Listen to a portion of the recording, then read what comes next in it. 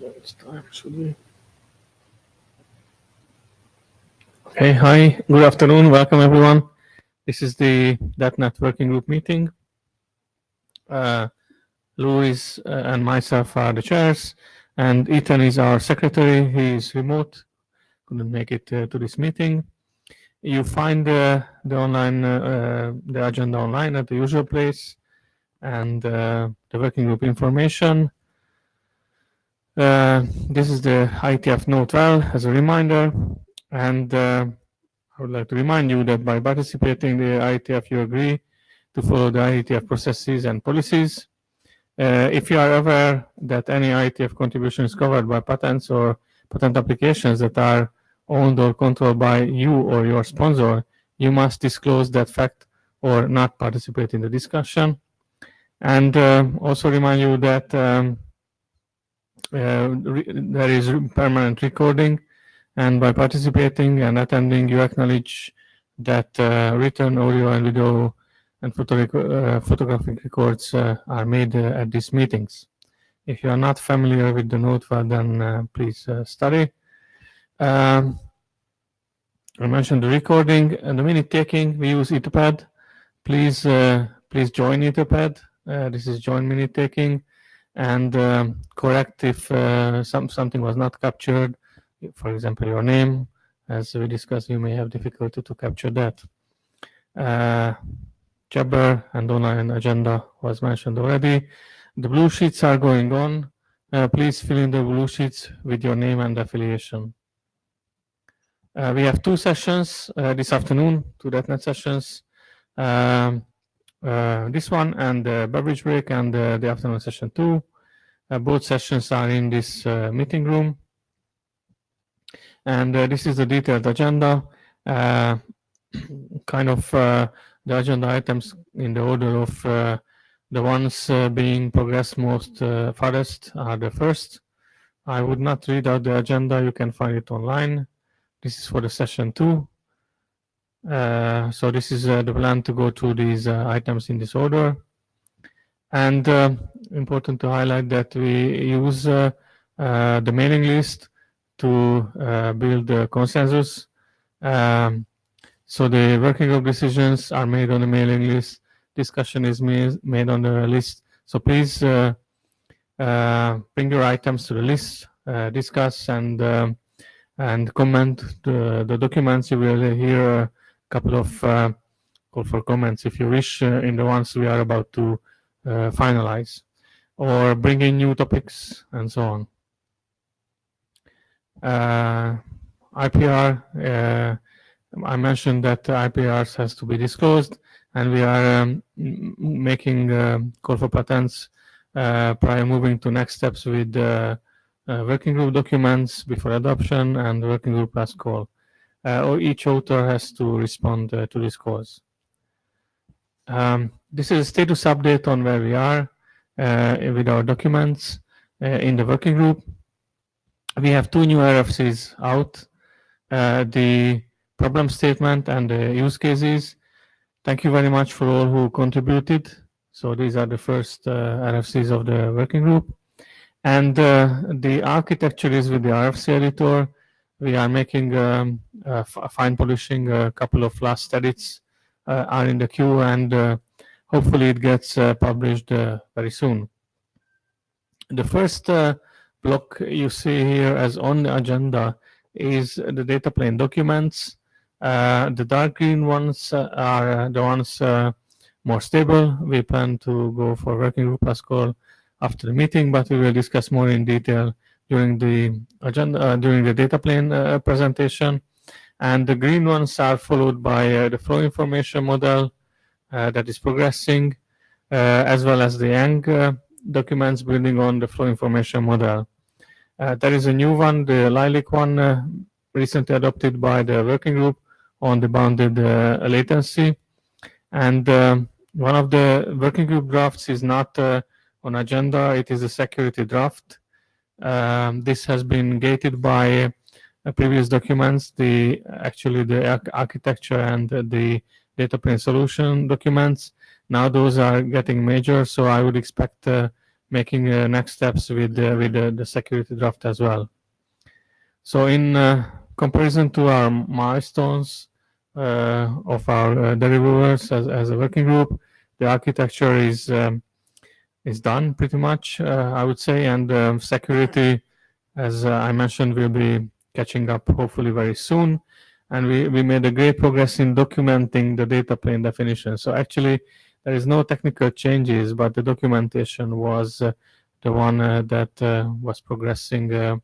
So you will see more in detail. I'll not talk about that. And I mentioned the flow information and the Yang models. That was it. Yeah. Keep in mind we're contribution driven, and we do take items into the working group that are within Charter. And if you have something that's outside of Charter, we can discuss that. We do have something on the agenda today, which is borderline of that, the control plane information document. The control plane it is within our Charter to document control plane requirements and perhaps even a framework for solution. But the solutions themselves are outside our Charter. Our current expectation is that that will be addressed in the groups that own those respective control plane protocols. If for some reason those groups, it doesn't make sense to do it in those groups, we could talk about doing it here, but that is something that would be a broadening of the Charter and require our AD and ISG approval. But other items that are within Charter, please feel free to come with your contributions.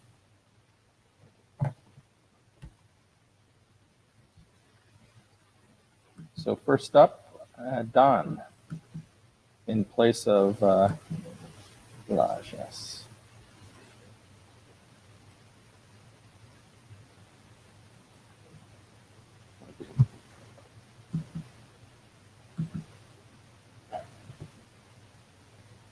So my name is Tom Bettig. I'm going to just walk you through the structuring that we did in the data plane drafts and the list of editors that is on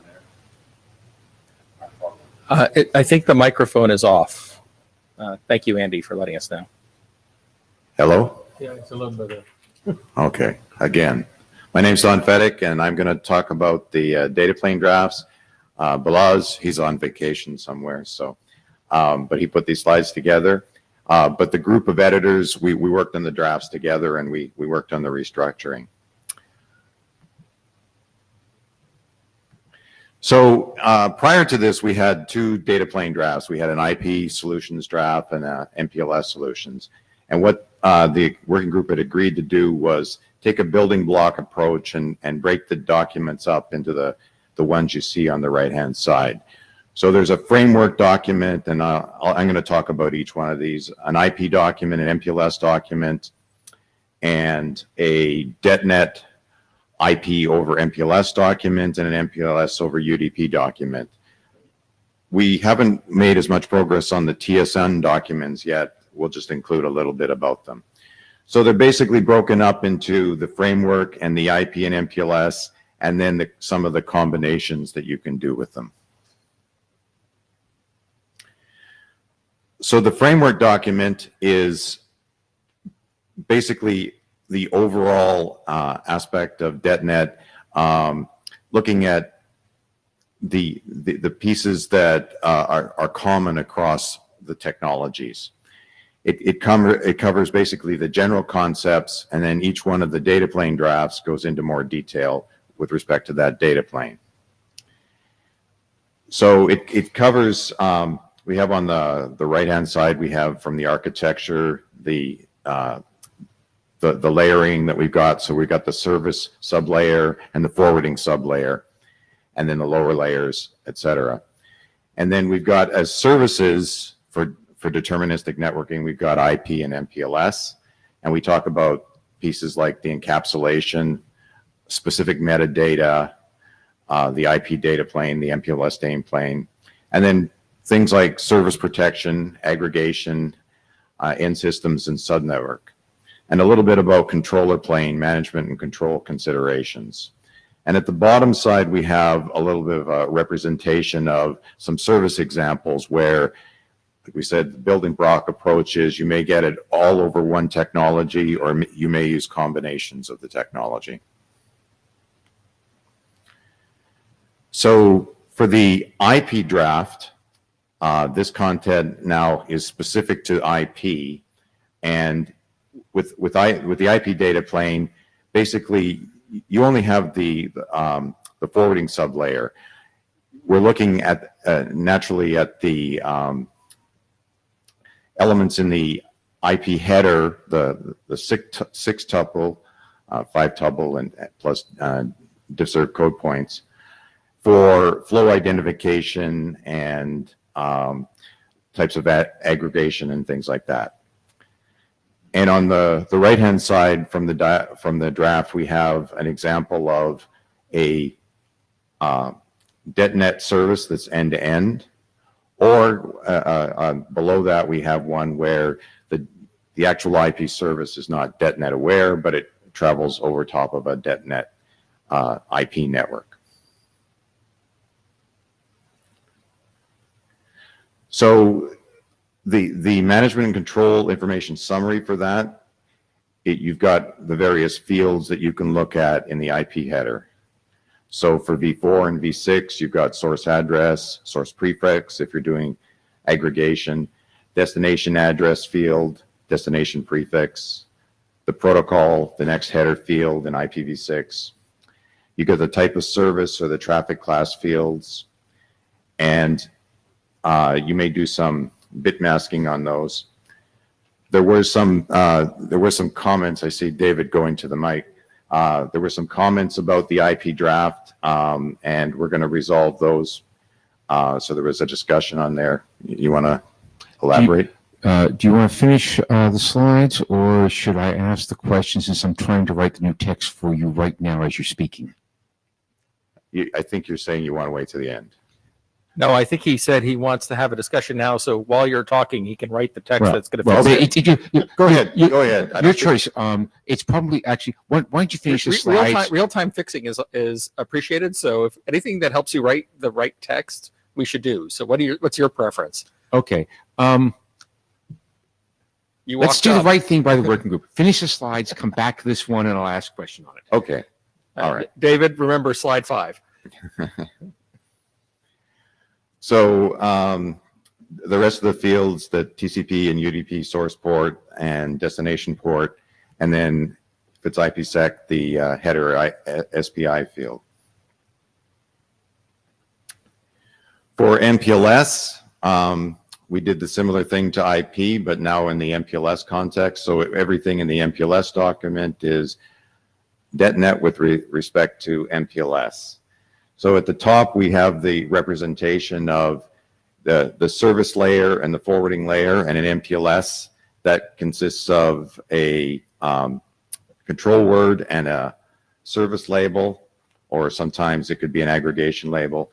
And for the forwarding piece, it's the F label. For the, we outline the various MPLS data plane procedures for flow identification and sequence numbers, and then management and control information.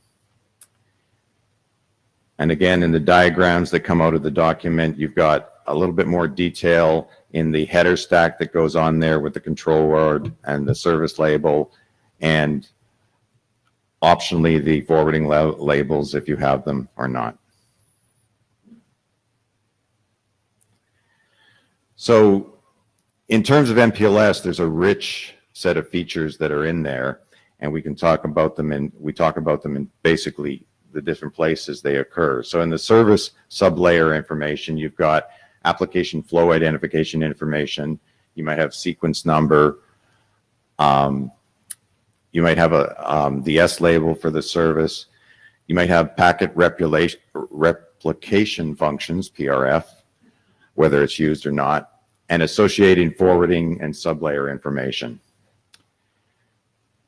For receiving traffic on the service sublayer, you've got the associated forwarding sublayer information, the service label for the received service, packet elimination or ordering functions, if they're provided, and sequence number. In service aggregation, the S labels are F labels that are to be carried over each aggregated service if you have aggregation. The A label associated with each aggregated service or other service label information summarized above. In the forwarding sublayer, you've got the outgoing F label stack and traffic parameters associated with a specific label on the stack. You've got the outgoing interface and the next hop for unicast traffic and any subnetwork specific parameters. On the receiving side, you've got the incoming interface, the incoming forwarding label stack to be popped, and incoming flows sublayer. And the note at the bottom just says the required information depends on the type of node. So this is the set of capabilities. You may use a subset of that. So now the MPLS and IP were the two main things, and now we're looking at some of the building blocks capabilities where you've got one type of service over another. So for IP over MPLS, there's a data plane document, and it specifies considerations for carrying IP over MPLS. It looks at the flow identification and the traffic treatment, and any and then we'll get to the management and control information summary. On the right-hand side, you've got the diagram here showing the IP service that's going over top of the MPLS DetNet, and that could be a IP DetNet service going over the MPLS system.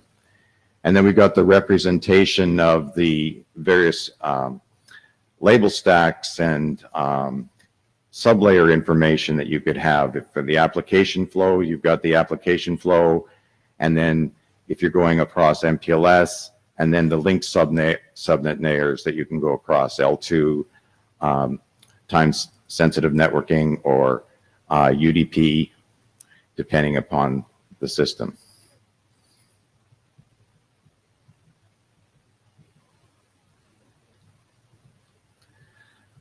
So just the summary of the IP over MPLS information here at the ingress node. Each MPLS flow is identified using the IP flow information, and it includes the wildcards, port ranges, and the ability to ignore specific IP fields, as we saw before. The DetNet MPLS service that is being used to send the matching IP traffic includes both service and traffic delivery information. At the MPLS egress node, I think there's a typo in here. The S label basically that's associated with the MPLS, basically the IP is encapsulated traffic, is what we're looking at. That's straight out of the document, and we need to fix that in the document. For each S label, how the received traffic is to be handled.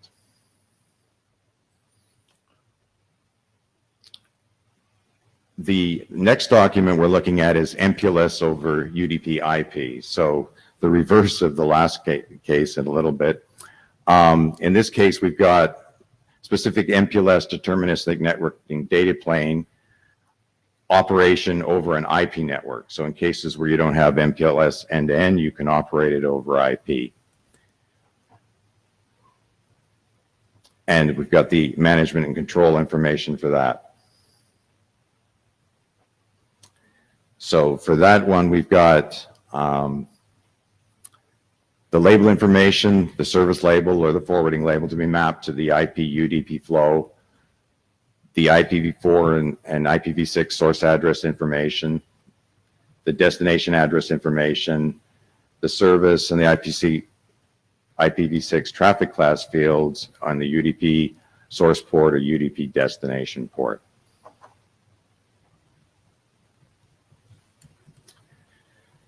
As I mentioned before, these documents are, the TSN related cases are not complete yet, but there are 3 drafts that are intended to be worked on for the next session, the next meeting. So that's DetNet IP over TSN, and then we've got DetNet MPLS over TSN, and then we've got TSN or Ethernet VPN over MPLS. We created the drafts during the split because there was material in them, but there's further work needed, and any contributions are welcome. So what we're looking for is to get a last call on these 5 documents: the framework, the IP document, the MPLS document, and the IP over MPLS document, and the MPLS and MPLS over UDP documents. And at this point, I think we'll go back to slide 5. One comment here. We are in an unusual situation, and one we generally like to avoid, where we have chairs contributing to the drafts. To manage that, we have identified and we've appreciated that Ethan, our secretary, is going to be shepherd for these documents. So we want to recognize that we are in this unusual situation, and also tell you how we're handling it. Yes, thank you. Yes. Thank you, Ethan. Welcome to your trial by fire. Let's go back to slide 4, actually, because I sent a note to the list. Name, please. Sorry, David Black. So I sent a note to the list with 3 transport concerns in the IP draft.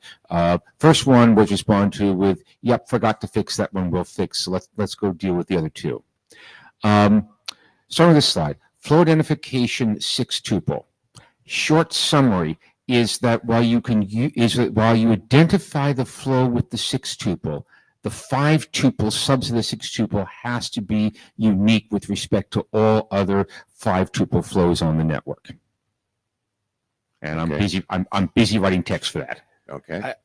So I think there's a subtlety there that the rest of us are not following. Okay, so the subtlety. So I think the short answer is, yeah, that seems obvious. So okay. I don't think you would be coming to the mic to say something obvious. I'll quickly explain. So apologies, those of us who spend time in transport count to 5 in our sleep. So a 5-tuple is IP source and destination addresses, the protocol you're using at layer 4, and 2 ports that protocol. That's the 5-tuple. The 6-tuple adds a DSCP. What's going on here is the diff-serve architecture says you use DSCPs to mark flows. You don't use DSCPs to subdivide a flow into subflows. And so what that implies for the IP draft is it's fine to use a 6-tuple to identify the flow. In fact, I can think of some good implementation reasons to want the DSCP to be spec'd as part of flow identification. But the 5-tuple's got to be unique because you're building on diff-serve, and diff-serve says the flow is a 5-tuple. I think it'll be important in this text that you're proposing, to capture what the implication is that you see that of that uniqueness. Okay, there are 2 implications. One which is easy, and I'll do the hard one later. The easy implication is there are a few places in diff-serve where you can mark a flow with more than one DSCP. The decision to identify a flow by a 6-tuple says DetNet can't do that. No big deal. That's a design decision DetNet's more than entitled to make. We're going to change the flow identification to, rather than be a mask, to be a list. And if it's a list, it allows for that. Not when there's text in the IP draft that says the 6-tuple uniquely identifies the flow, full stop. It's the 6-tuple, including masks and other things that are shown on the. Okay, in which case we have some interesting text to write. I was writing text in 6-tuple being unique. The other point is that because a DetNet flow is also a flow that IP and diff-serve expect to be a flow, you've got to be able to, outside of DetNet context, use that 5-tuple as a handle on the flow. And therefore, it can't be the case that this 5-tuple, source, destination, protocol, 2 ports, with an EF-DSCP is one flow, and with a CS1 DSCP is a different flow. If you've chosen market with EF, you want another flow, change one of the ports or something like that. What does a different flow mean to you? Are you talking about from an application standpoint or from a network standpoint? Network standpoint, in particular, diff-serve architecture. What's the implication of that, David? What's the implication of what does it mean to be a different flow? I mean, if you're saying different flow from an application perspective means, I have a voice, voice on a voice versus video, and we're combining them, and the only difference is DSCP. That's clearly forbidden. I get that. From a network standpoint, if it's going to receive a different traffic treatment, it's a different flow. I mean, and so that's what DivServ does: is it gives different traffic treatment. Right, DivServ gives different traffic treatments. But we try not to subdivide 5 tuples. So I'm not sure. It'd be very important to capture if there's what restrictions there are on the network equipment based on that statement. I think we're okay with the statement, particularly from the context of how it impacts applications, because certainly that's a no-brainer, right? I mean, no one's going to argue about that one. No one's going to misinterpret that one. But in terms of actual network equipment, what behavior they have to do differently, that's what we have to make sure we cover. I think the best thing to do at this point is probably let's take it offline, because it sounds like I'm working from text. It's about to get changed. Let's take it offline, figure out what the new text is, and then work and then work the issue from there.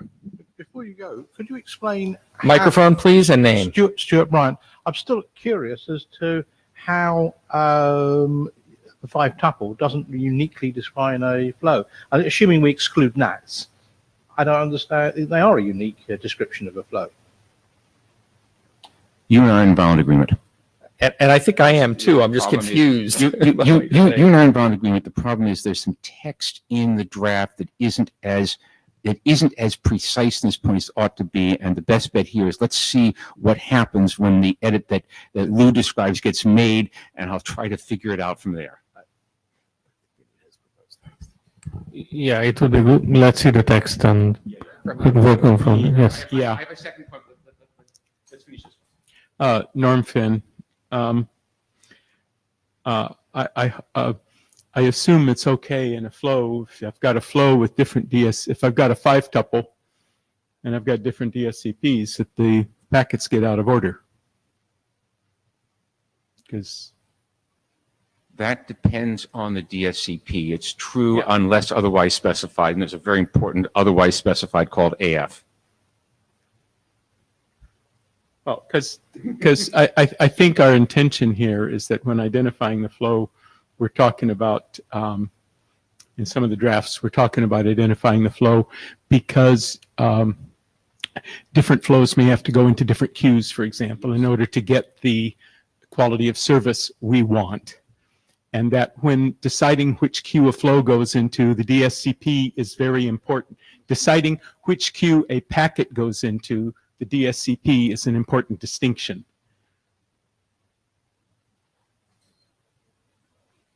Correct, and hence, when the DSCP is picking off the queue, and you don't want reordering within a flow, don't use DSCPs in that flow that pick off different queues and cause reordering.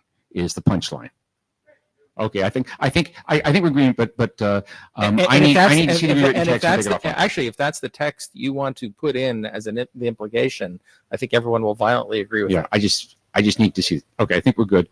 Did you have one more, Stuart, or should I go on the question? I'm trying to get my head around when you want to use different DSCPs to the same Microphone, please. If you're going to have a conversation, it's got to get I'm just trying to get my head around.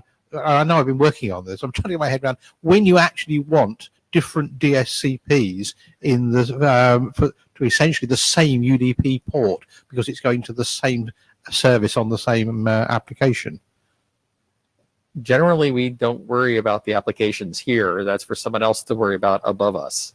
So we're providing tools that nonetheless, I think we should probably put some clarification there because I'm trying to figure out why you do it. Let's see. I think the best thing I can probably do here, try to make it a short discussion, is probably to point you over towards WebRTC, which is trying to do an awful lot of multiplexing of an awful lot of stuff. But in general, this is a Dr. It hurts when I do that, don't do that discussion. We simply need to find the precise words to say don't do that. Okay, so Stuart again. So if we are going to have this distinction, it would be really handy if someone were to provide an example, because having thought about it now, I'm confused. I'm sure some of our readers will be confused. It is part of the current internet architecture that's supported. So we're not going to revisit the internet architecture in this working group. No. So the internet architecture allows this case. Okay. We don't see any reason to disallow this case. Sorry, the working group has never suggested disallowing this case before. If we think we should be disallowing part of what is supported in the internet architecture, number one, we got to be really sure that we were doing that. We're going to change the internet architecture. And number two is we'll have to reach consensus on that. Right. So well, let's go back. I mean, it would be useful, at least for many people, I think, we just crystallized an example of a case we want to do this, or we call out that actually no one seems to do I think it. you should go read about diffserv, because diffserv talks a lot about this. So, Stuart, the simple case you might be looking at is diffserv defines a piece of functionality that DetNet probably isn't interested in. It's called AF. It's called assured forwarding. Inside an AF class, say AF3, has 3 DSCPs in increasing order, in order of drop precedence. DetNet can't drop traffic. Therefore, if DetNet wants to use AF3, AF31 suffices. Don't touch the other two. It doesn't make any difference. Aha. I see Stuart's head nodding vertically, so at least an example has been communicated. Yeah, I think we need to get something around that in the text, because I am sure that the other readers will find it useful. But since you're writing some text. Yeah, I signed up for that one when I hit send on the email. Okay, now that we've done that, let me go through one I'm confused about. So what is the purpose of the management and control information? What I'm trying to figure out here is what to do with the V4 type of, what to do about the V4 type of service and V6 traffic class fields. So what I'd like to understand, what is the information on this slide used for? Well, this slide is basically saying these are the fields that you can choose to identify the traffic. It doesn't have to be all of them at once. Okay, if this is, okay, I'm almost inclined to split a hair and ask what the heck is it, what do you mean by identify? That's probably not a productive question to ask. Traffic classification. Okay, for traffic classification, the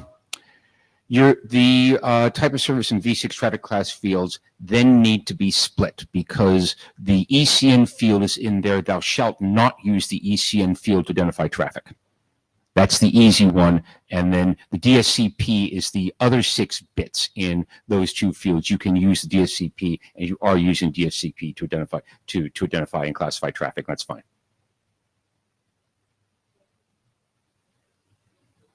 Yeah, I think that's some clarifying text. We've already identified that we have to fix that. I believe it's broken out in the document. The field is broken out. Let's see. This was copied out of the document. It's going to have to be rewritten to split the type of service and traffic class fields into DSCP and ECN fields, and the bit mask hits the bit bucket. And it sounds like what I need to do is I need to go take what I just said and write a longer email message about what has to change, what needs to change here, and why. Now that I understand that the purpose of this is traffic classification, which to me means these are the fields that you can use in a filter to carve out the very small chunk of traffic that has to go through the DetNet forwarding plane in the node. Yeah. Please propose text. Will do. Thank you. Any other comments? I think I'm done then.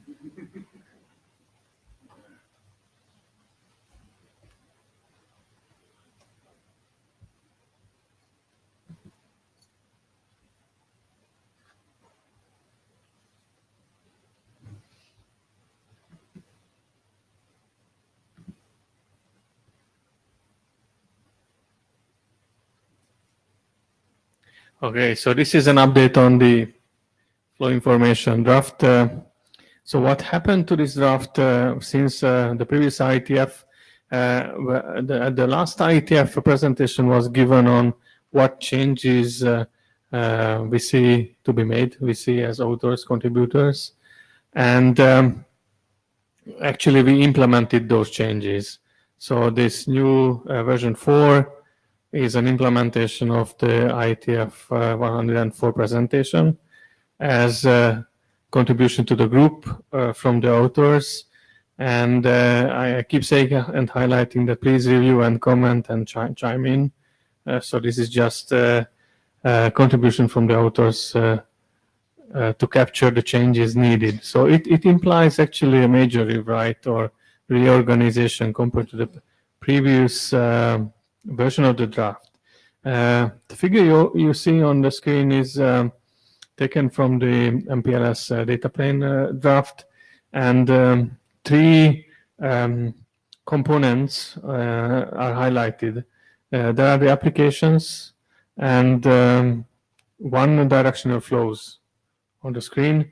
There is the blue one on top, which is the application flow, and there is a gray one, the DetNet flow, which goes through the DetNet service layer. So these are the terms I will be referring back to in a minute.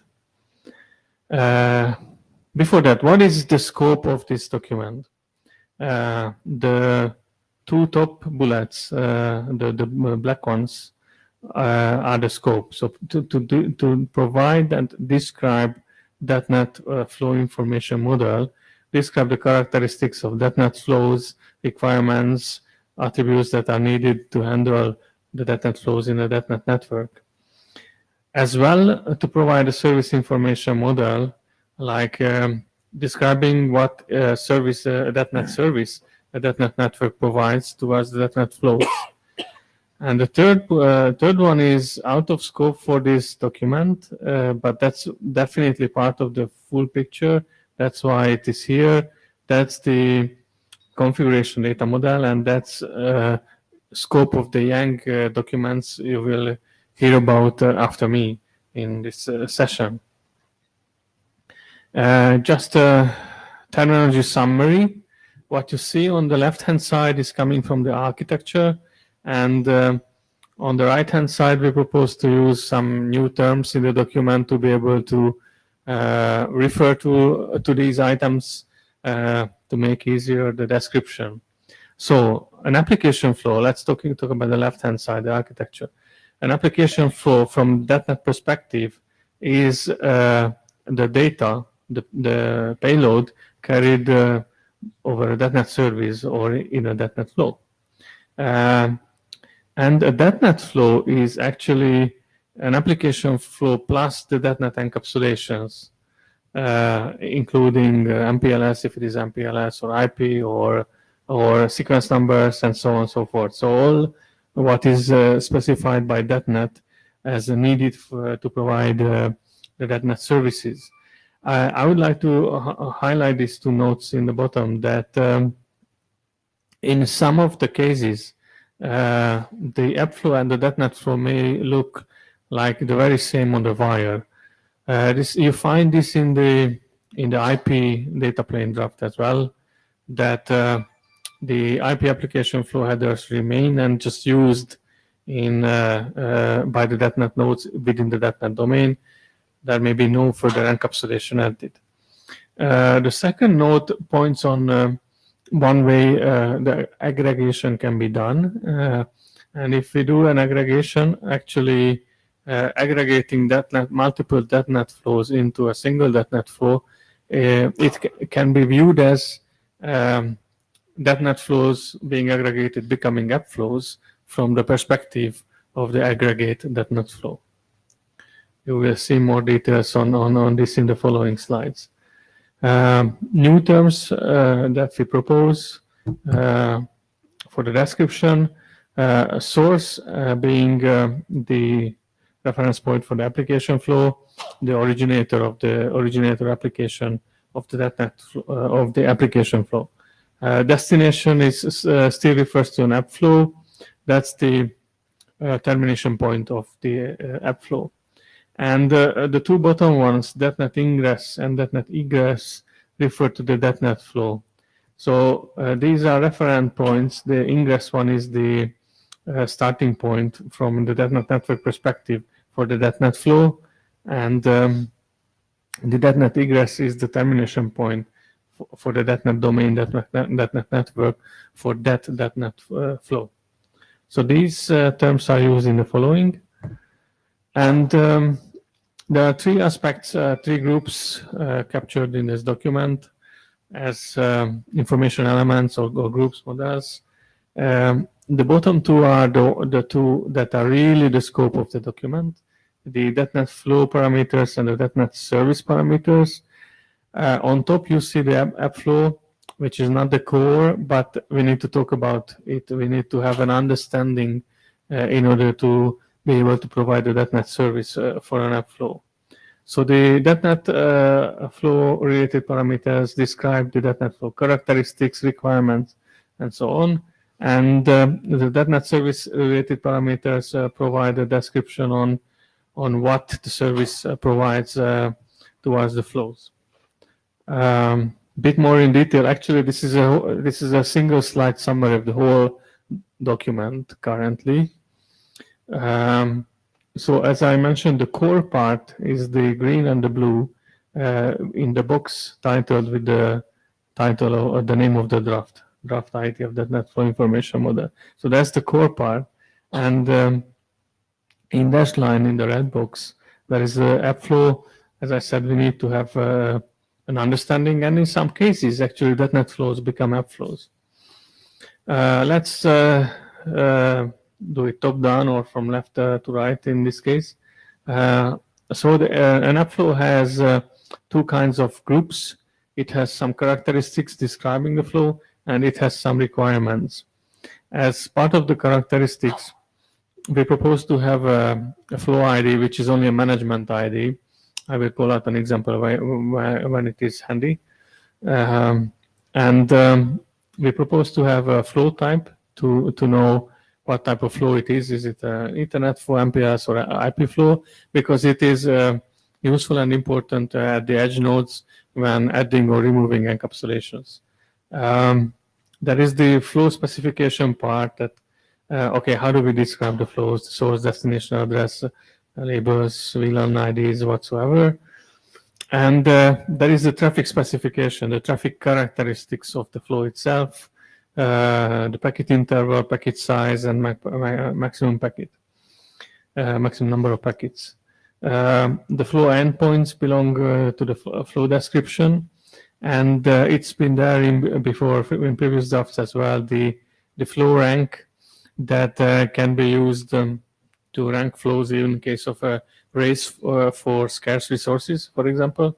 And the flow status is it established, supported, or there was some failure.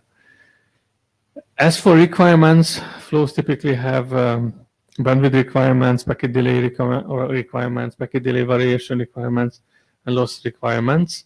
And we suggested to have a parameter called bidirectional to indicate whether actually, so all of the flows are basically unidirectional, but a flow may have a pair in the other direction. And in some cases, actually, you may want to have them routed congruent or something like that. And in this case, it is good to know if these two flows belong together. And this is one of the examples when this management flow ID becomes handy. So it's only for the management purposes to know that, for example, two flows should be co-routed.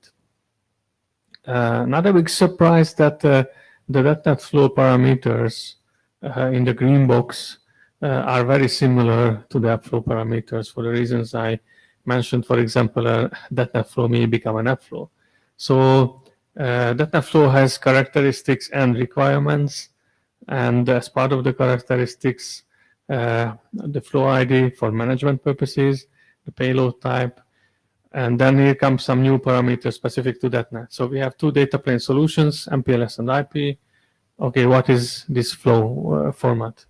The flow specification, it can be labels like the S label or a stack of F labels in case of an MPLS data plane, or a 6-tuple if we use IP data plane for DetNet.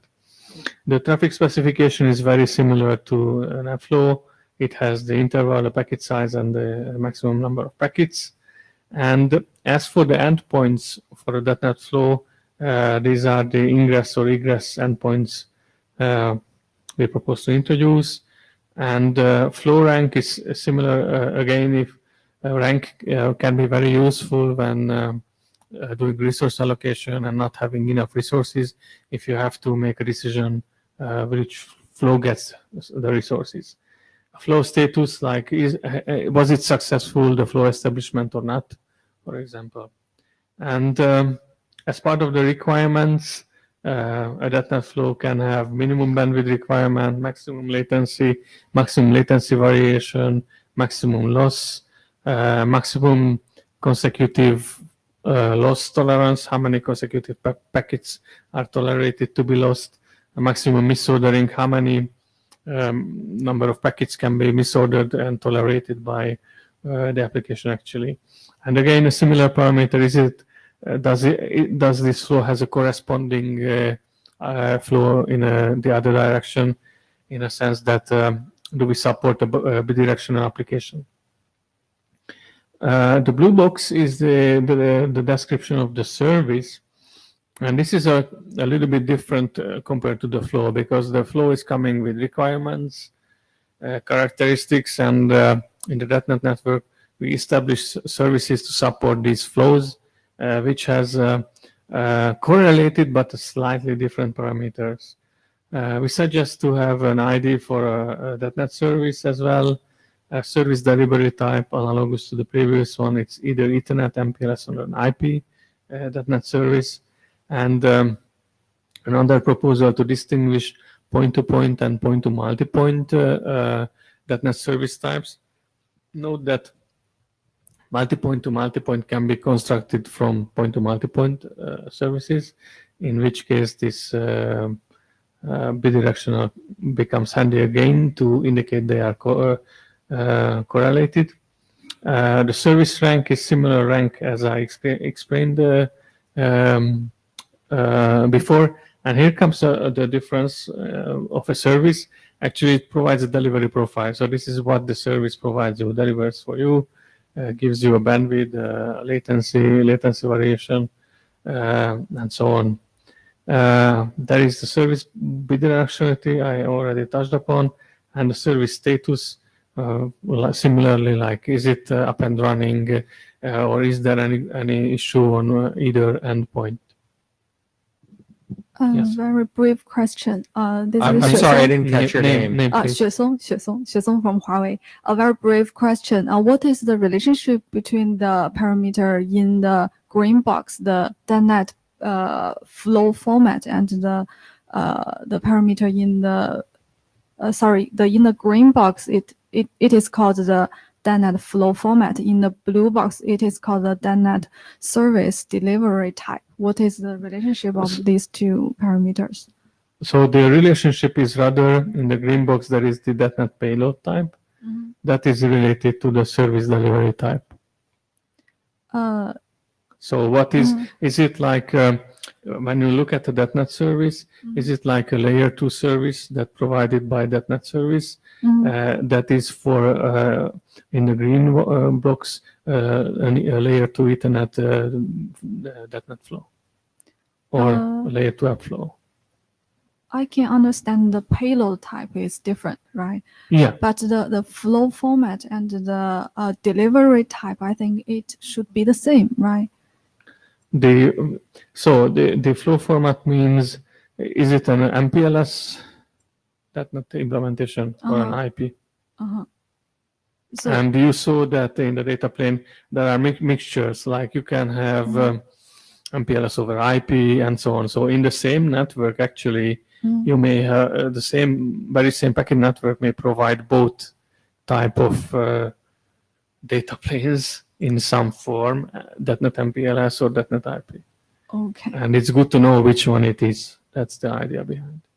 Okay, so the result is that the conclusion is that it can be different. Yes. Okay. Yes, thank you. Okay, 2 slides left, I think. So this is about mapping of these flows and services. There is a many-to-one mapping when it comes to app flows to DetNet flow mapping. So multiple app flows can be supported by a DetNet flow. Multiple app flows can be mapped to a single DetNet flow.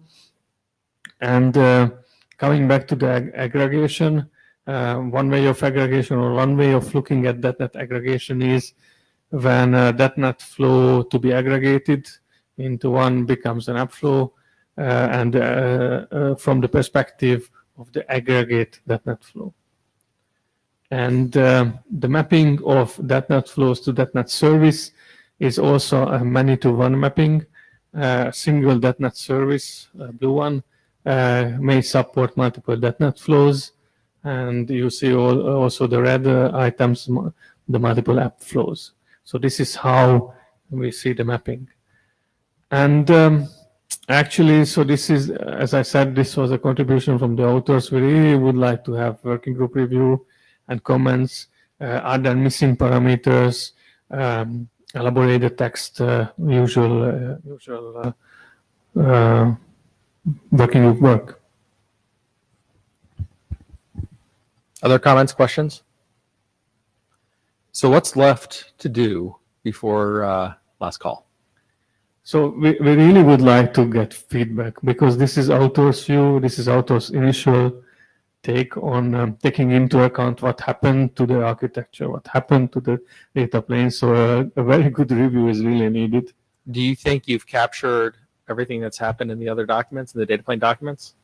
We did our best, but this was a first shot from our side as well. So Okay. self-review is useful always. Yeah. So getting the additional reading by the working group, now's the time, is definitely. I suspect you'll want to wait until we resolve everything on the first set of documents before last calling this one. Yes. That said, do you think it would be beneficial or a negative to last call it at the same time as the data plane documents? I haven't gone that far. I'm not sure. I mean, I really don't know. I mean, it will be several documents. Yeah, the trade-off here. here. The trade-off here is we might end up with a lot of reading. Change. A lot of reading by the working group. The benefit is people will read it as a set and get the full picture. So I can see it both ways. Yes. I personally, well, right now I don't have a strong opinion. There will be two different shepherds here. So that. Or there could be two different shepherds here, because Yes. I'm not an author on this. So we have I'm not sure that matters, actually. Never mind. That doesn't matter. Let's think about it further. Okay. Thank you. Thank you. Shusang?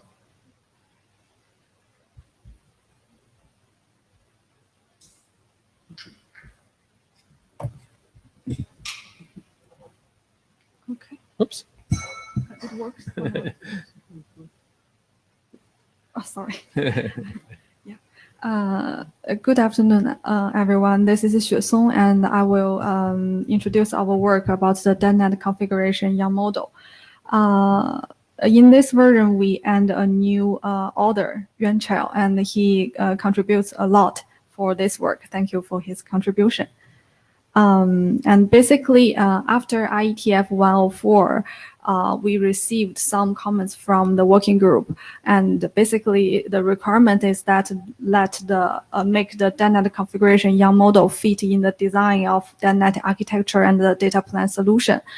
So after the IETF 104, the authors have a lot of discussions, and we do a lot of work to satisfy the requirement. And so this slide is the introduction of our work. And basically the parameters defined in the YAML model are similar to the previous version, and the structure is changed.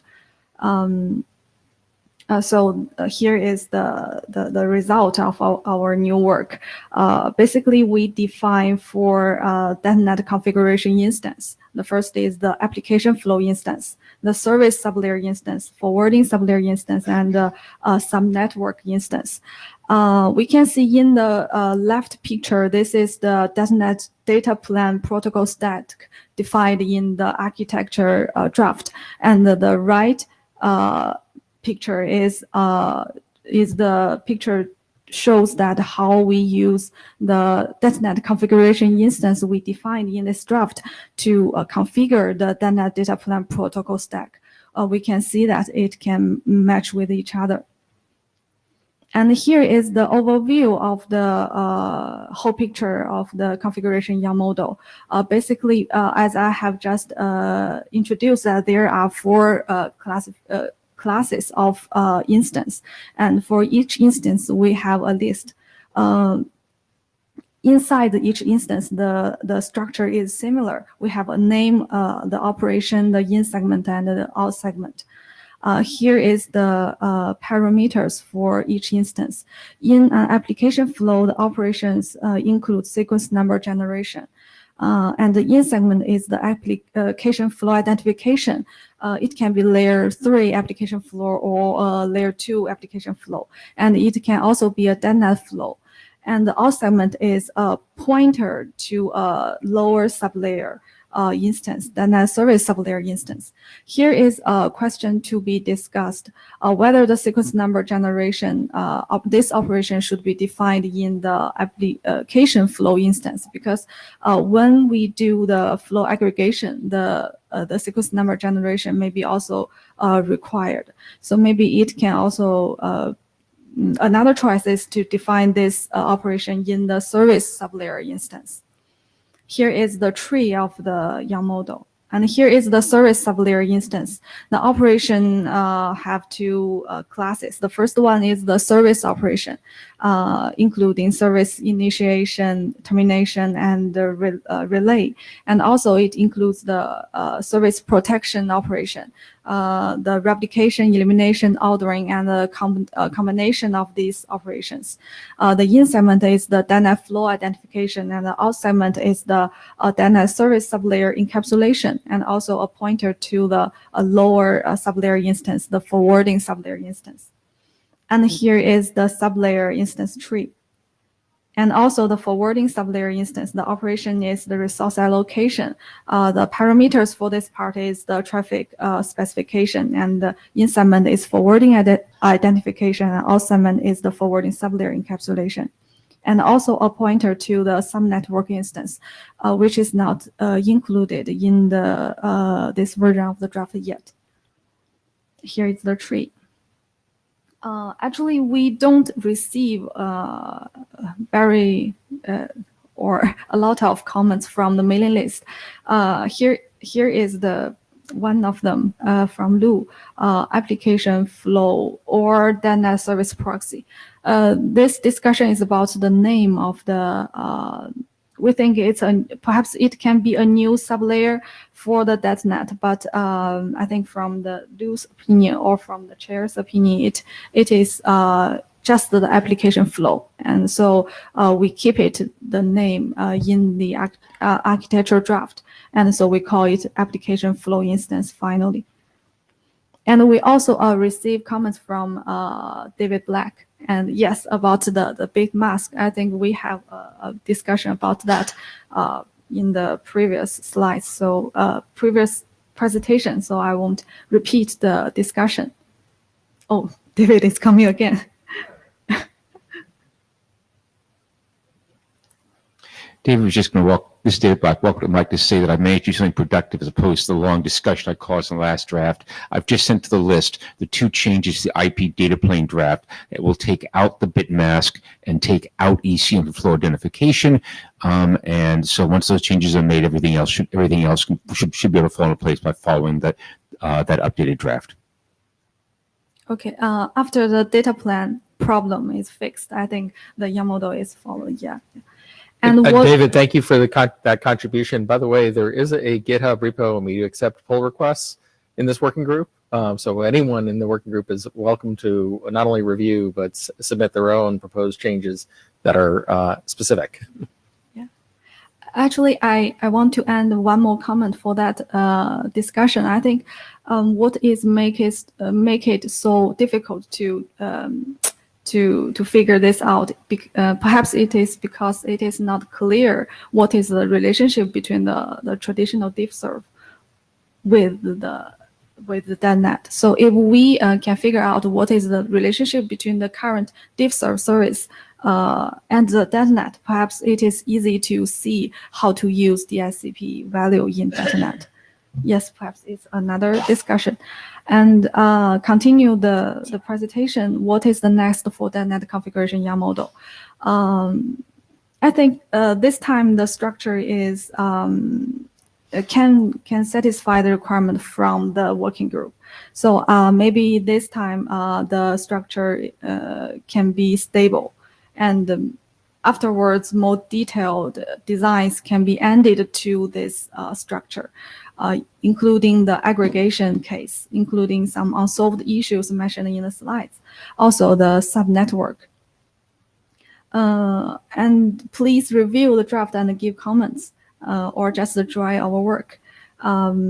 And also, weekly discussion may be necessary for DetNet configuration YAML model, just like what data plan draft does, because it will contribute to the draft to go along with other drafts.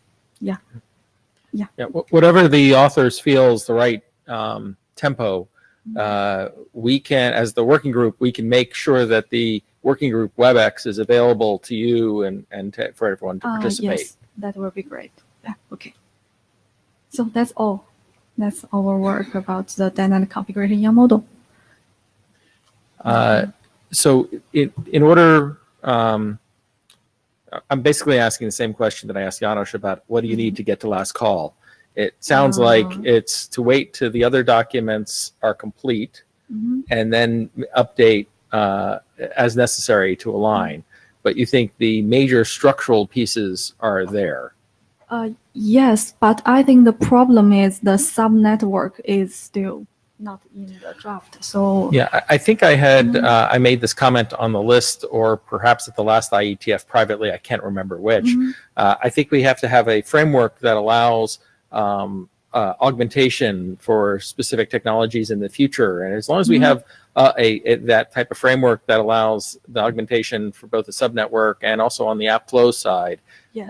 we can continue to run ahead, and we can always add for example, the TSNs as their own documents to as an augmentation to the base model.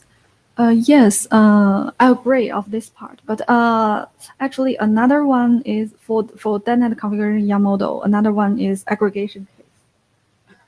If the subnetwork can be done in the future, so I think aggregation case should be covered. Yeah. Yes, that aggregation is certainly part of the core MPLS and IP documents, and that should be covered. Yes. So if this part can be settled, I think it can be last call with other draft. I suspect that it should follow, because if there's any changes that happen on the data plane documents, then that'll need to necessitate a change here. Yes. So maybe just right after, immediately after. Okay. So I think if we are very fortunate, maybe we'll be able to have everything last called by November. But maybe of all the documents we've talked about, but I suspect that we'll maybe be halfway through by the Singapore IETF. But it's still really good project. That would be great. Progress, excuse me. Okay. Thank you. Thank you.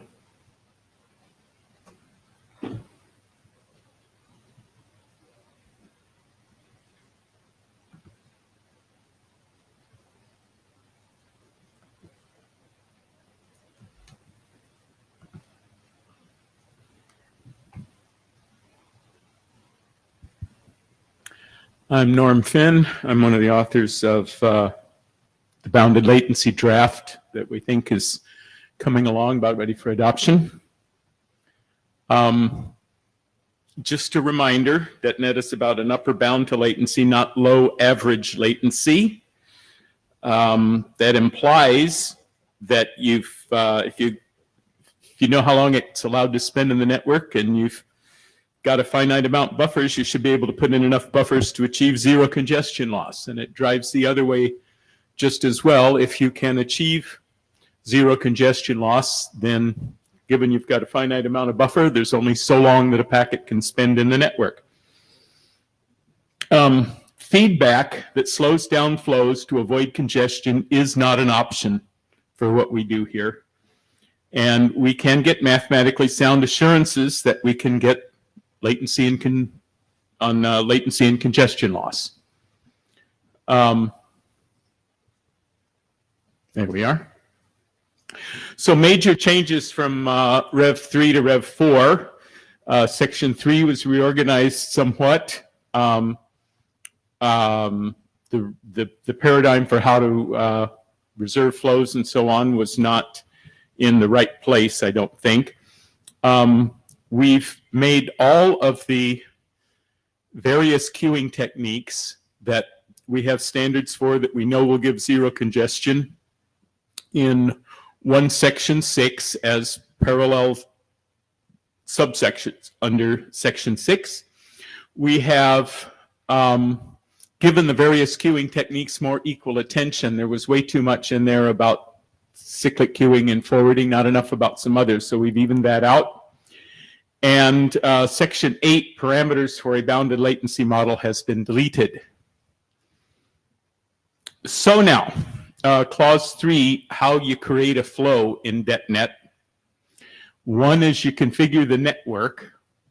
Now that's not silly. You may provide the network, or you may turn on certain facilities in the network for doing DetNet, for example, and configure maximum bandwidths allowed on certain links, all sorts of things you might configure. Then 2 through 5, you loop. You have a flow that you'd like to get. You have to characterize the flow. You have to establish the flow the path is going to take. And then you have to compute whether or not you can accept that flow and what sort of latency you can give that flow. Typically, the flow has a certain amount of latency and a certain amount of packet loss it can tolerate. We talk about 2 different computations. There are 2 different models for how you figure out whether this flow can be handled by the network. One computation model, depending on what queuing techniques you use, it's likely that every flow affects the latency of every critical flow affects the latency experienced by every other. I should say DetNet flow, not critical flow. Every DetNet flow affects the latency of every other DetNet flow, which means when you add a flow, you have to recompute everybody's latency and make sure that everybody's still within the bounds they asked for when they started. Some queuing techniques allow you to say when a flow says, "Can I come in?" You can tell the very first flow, this is the worst case latency you will experience, and you know that no matter what other flows come in, as long as they can be admitted by the network, they won't affect the first flow's latency.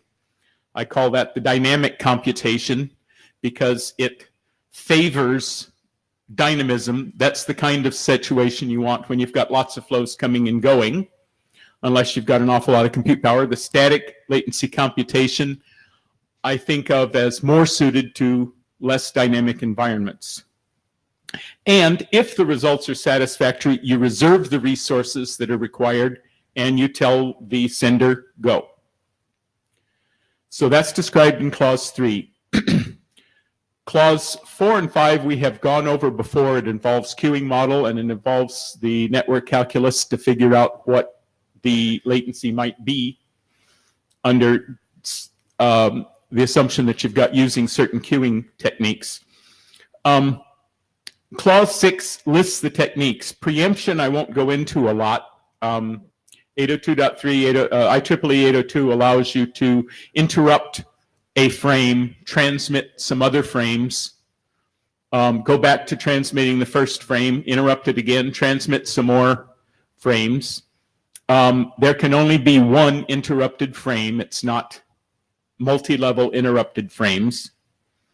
But the four main queuing methods we talk about are time scheduling, where every output queue is gated by a scheduled gate that turns that queue on and off. You can turn multiple queues on and off, and in which case you use whatever queuing techniques, whatever techniques you have, typically priority for resolving which one of those gets to transmit. We have the asynchronous traffic shaping, which, well, let's talk about IntServe first. 6.5 is IntServe. A lot of us know how IntServe works. It's old, but it still works, where you have a per flow queue for the DetNet flows and per class shaping after you go through the per flow queuing, which we call regulator in the bounded latency document.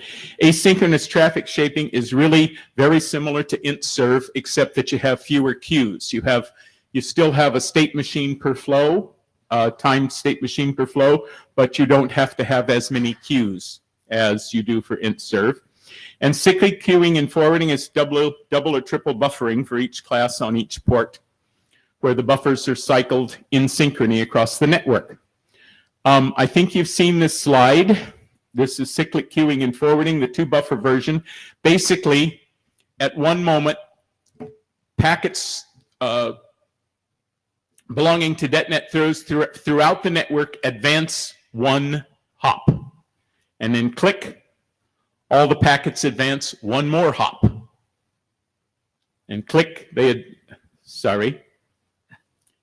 tick, they advance one more hop. Every time the clock ticks, all the packets in the network advance one hop. It's easy to imagine, especially in a service provider network, that the time to get over the wire from one hop to the next hop is a time that is comparable in length to the cycle time. If that's true, your ability to do it with two buffers is cut down, because you have to get the packets out of the buffer on one hop, over the wire, and into the buffer at the next hop within one cycle. If that's difficult, you have to slow the cycle way down. That's not good. So you can go to three buffers. I was asked to show this because that got cut off at the last time for lack of time. Basically, you have three buffers tick on the input side in synchrony with the last hop's output buffer tick, delayed by how long it takes to get to this hop. So I tick in synchrony so that all the packets in the red buffer in the previous hop all go into a single buffer at this hop. So the input clock ticks, the output clock ticks. Input clock ticks, output clock ticks. And you go through the rotate that. Now you can use the full cycle for filling a buffer. You can use the full cycle time for draining a buffer, but the input's timing is offset from the output timing.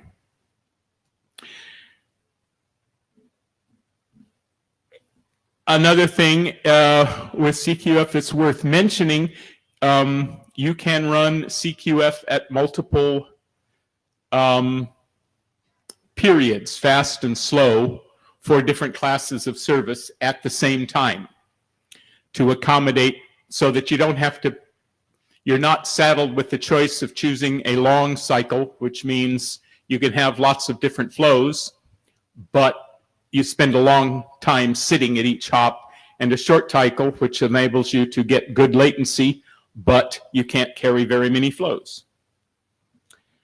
This summary chart is not in the document. It could become part of the document, but I think it's useful for us to look at. It compares the four basic services on certain, and shows that there are really good trade-offs and really good reasons why you would want to use any of these techniques. The time scheduled is really great because it allows you, for instance, if you have a machine tool that operates as many machine tools do, on a cycle of communicate for a while, think for a while, communicate for a while, think for a while.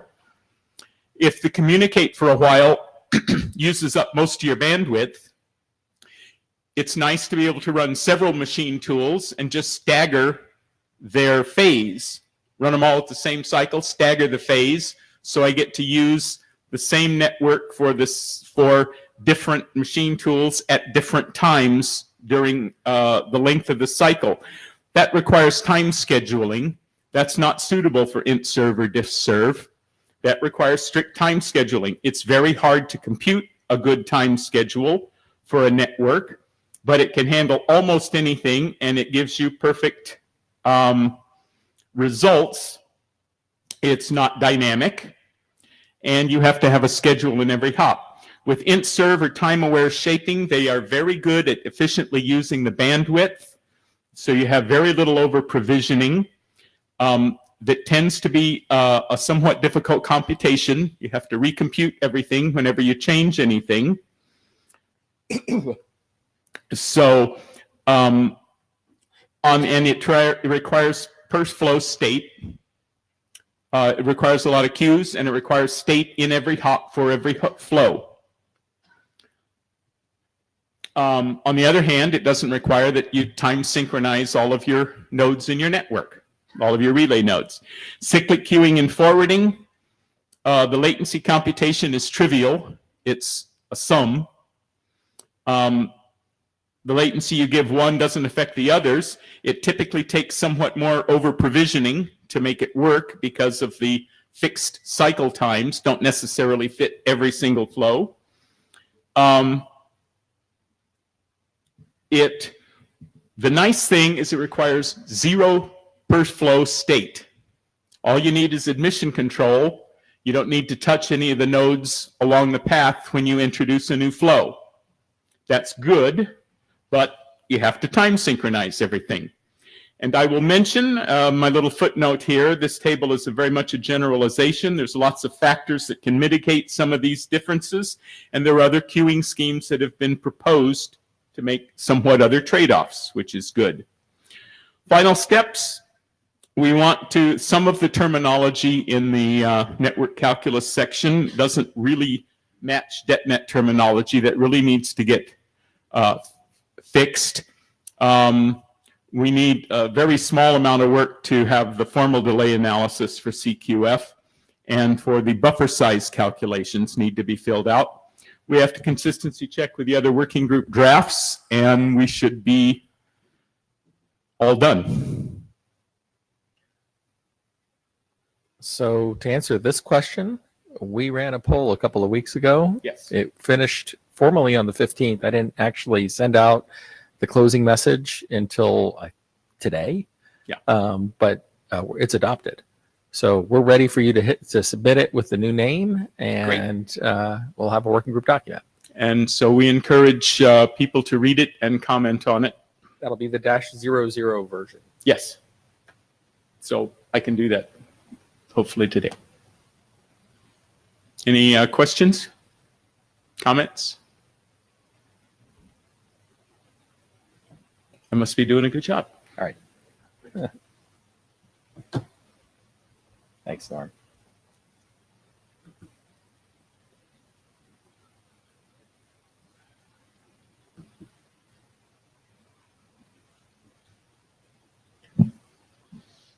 By the way, we are definitely running ahead of schedule. So if you are in the second session, please expect to present at the end, be ready to present at the end of this session. So we'll move things that are in the second slot up to our second session to this session if we can.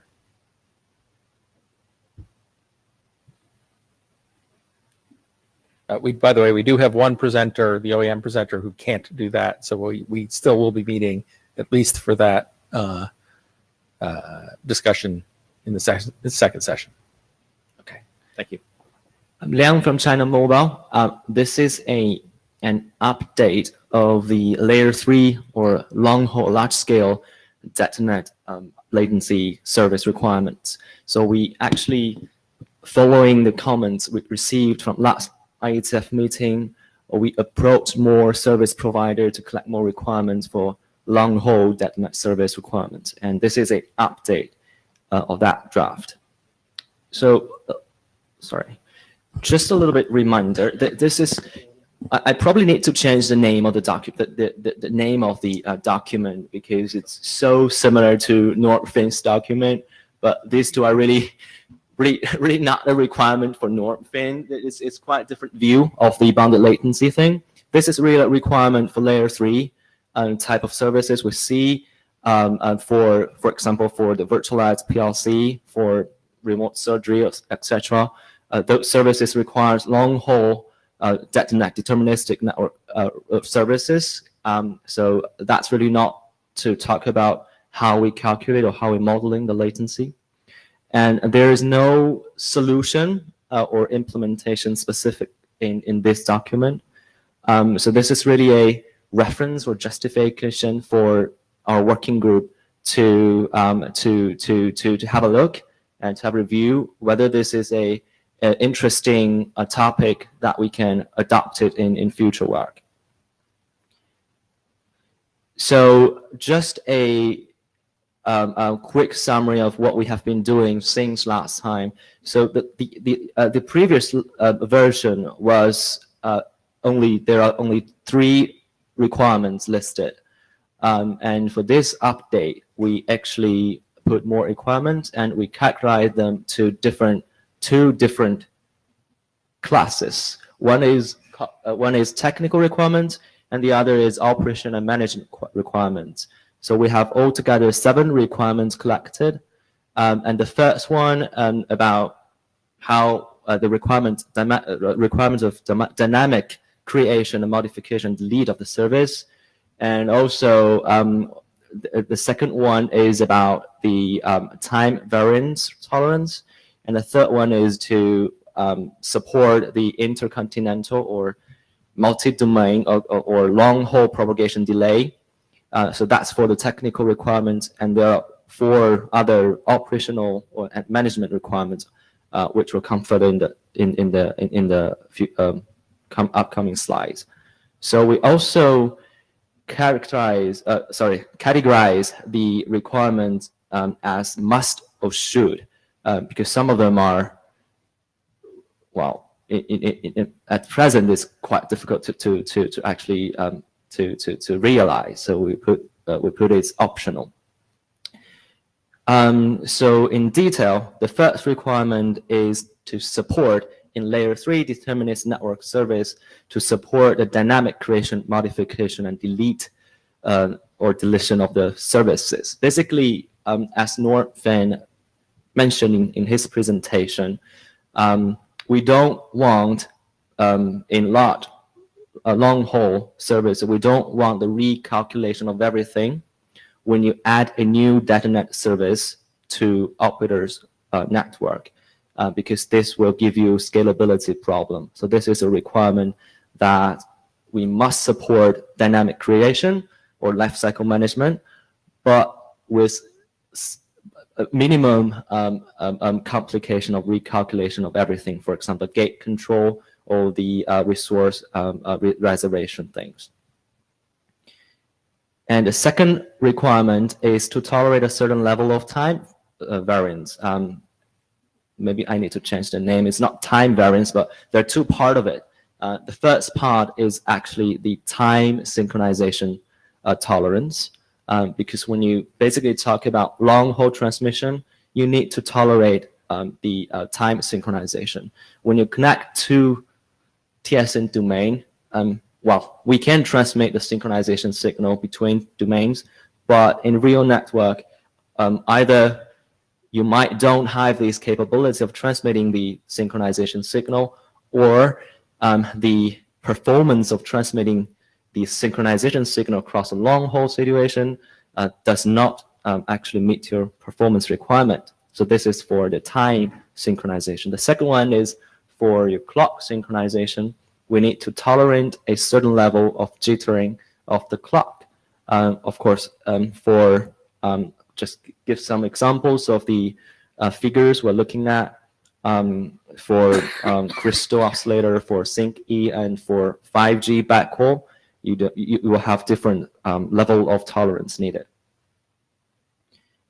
The third requirement in technical requirement is to support intercontinental long link propagation delay without sacrificing our deterministic performance.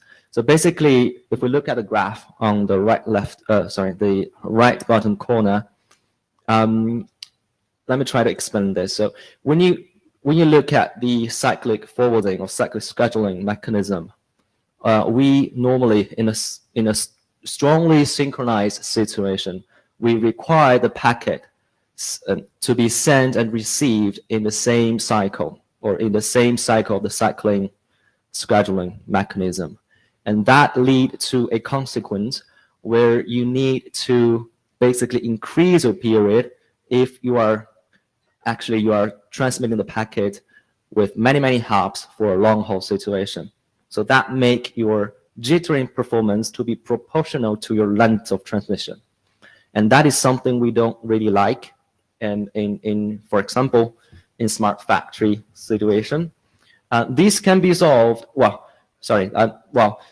In local area network, it is easy to understand that the propagation delay can be constrained to a certain small level, and the jitter can be controlled because you can have a very small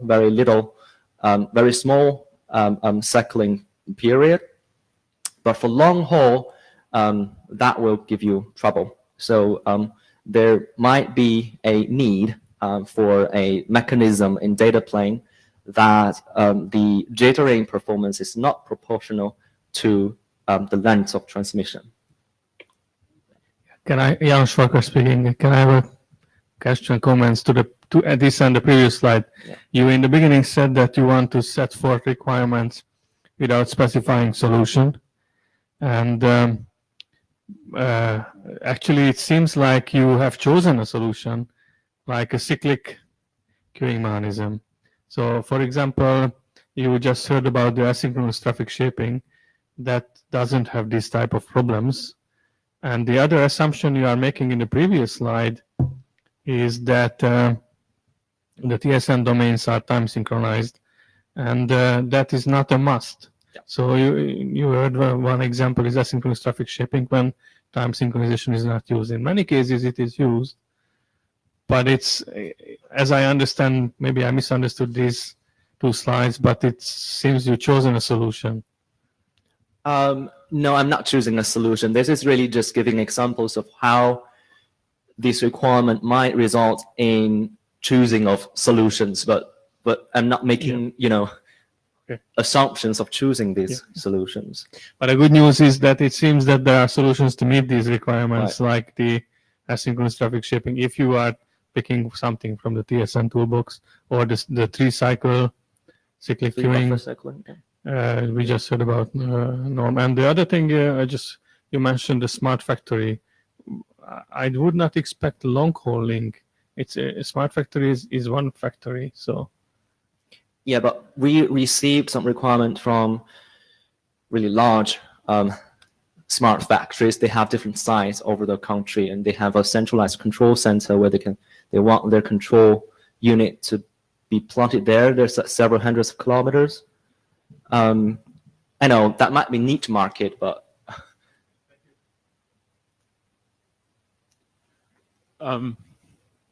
yeah, something for the TSN people to. Norm, your name? Norm Finn, thank you.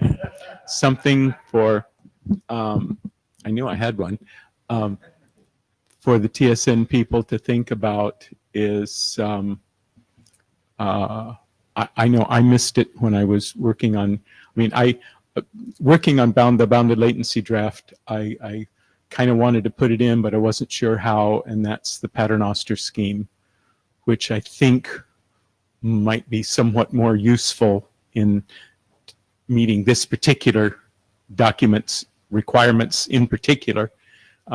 Seems like it would go a long ways to meeting these requirements. And that's, we need to think about how to do that, whether that should be done with a draft, whether we should do that in TSN, what should we do? Yeah. Thank you. So so that's all for the technical requirement, and for operation and management, So the fourth one is we laid out it like should have self-monitoring capability. It's basically when operator trying to sell their deterministic service to verticals, the verticals are normally not expert on network. So they would really like to have a visualized type of tool that can obviously see or obviously be verified or convinced that the service provider provided actually meet the SLA requirements or performance. So we would think that the self-monitoring capability is important for DetNet, but realizing this is costly because you need to collect a lot of data from the network and do a lot of analysis and portal things. So we put it optional. In 5 and 6, we didn't really put too much tests in the draft, and it's really simple that you need to be robust against DOS attacks, because when we talk about DetNet services, most of them are in very critical use cases. For example, V2X or remote surgery things. So the security is very important. And number 6 it must tolerate failures. Same idea, because it's critical. And the last one must be scalable. When we talk about long haul, we expect that hundreds or even thousands of servers running in the shared infrastructure of service provider. In terms of number of devices and in terms of numbers of flows, it's going to aggregate it in metro level or in higher core level. To make the network work, it has to be scalable in terms of connected device and activated traffic flows. Yeah, so that's all for the update. It's really an informational draft or informational work in our working group. We'd like to hear from the audience, from the community, whether this requirement is a good or at least useful reference for DetNet group to actually consider for future work. And we've seen some discussion over the list, and we think that we have collected quite a lot of requirements from service provider. So we would like really to call a working group adoption for this document. Lo? Okay, Lo Anderson. Let me start like this. I really like this. So I think it's pretty close to working group adoption. Saying that, I haven't read the document, but if it's as clear as the presentation is, I think we are very close to go for working group adoption. I have a couple of small questions. Can you back up one slide? So the must and should in red here, are those the traditional IETF uppercase must and should? That's a very good comment. I have to say, as written it is, but when we write this, I'm not that confident that I'm here to say, okay, I obey with the strict text description of IETF definition of a must and should. That need to be looking into more carefully by the authors, I think. If it's not, you have to go back and actually revisit and change them accordingly. I had questions about the numbers, but they're actually here in 71772, so that's fine. Can you back up one slide more? You use... the first comment here is linking nodes failures are in themselves topology changes. So it's kind of the same thing. What I'm saying, if a link fails, that is a topology change. So you need to tweak the language around that. Definitely, yeah. Go back one more slide. So I'm a little bit confused about the long link definition here. You say intercontinental. Yeah, that's fine. We can figure out what that is. Intercontinental long link, is that something even longer, or is it something else. So, but what I'm pointing at here is actually there are words like long, big, massive, whatever, that is not defined. And I think we should put some effort into actually defining what it really is. Yeah, that's very good suggestion. Now we'll really take good care of the language here, because yes, basically a little bit of explanation of this. It's really not that complicated to have this so many words to describe long or intercontinental. It's really just a long haul situation. So we need to rephrase the words to better describe this. Thank you.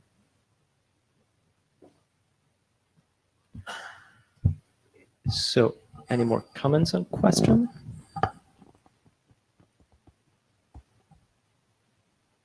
Okay.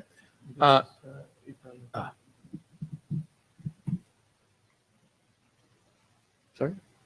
We're taking a remote question. Oh, yes. Right.